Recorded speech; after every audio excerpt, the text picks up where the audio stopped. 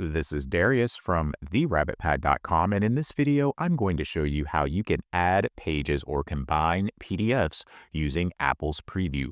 Here, I have a PDF open in Apple's Preview, and let's suppose I want to add this page or this document to the document that you see here.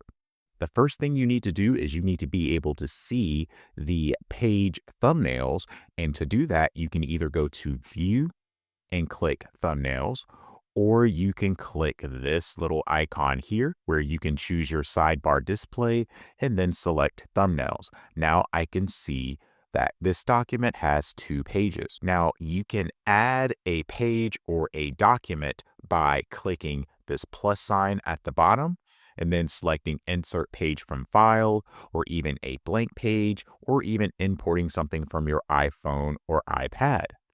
You can also drag a document from the desktop, which is what I'm going to do. So if I want this one-page document, and it could be multiple pages as well, to be in this main document on the screen, all you have to do is drag it over here to the sidebar and place it where you want it to appear in the document. So I've now made this the 3rd page of this document. If I do not like the order, you just need to drag the page to its desired location, and then you're all set. From there, click Save, Print it, or whatever you need to do. So this video shows you how to add pages or an entire document to an existing PDF in Apple Preview.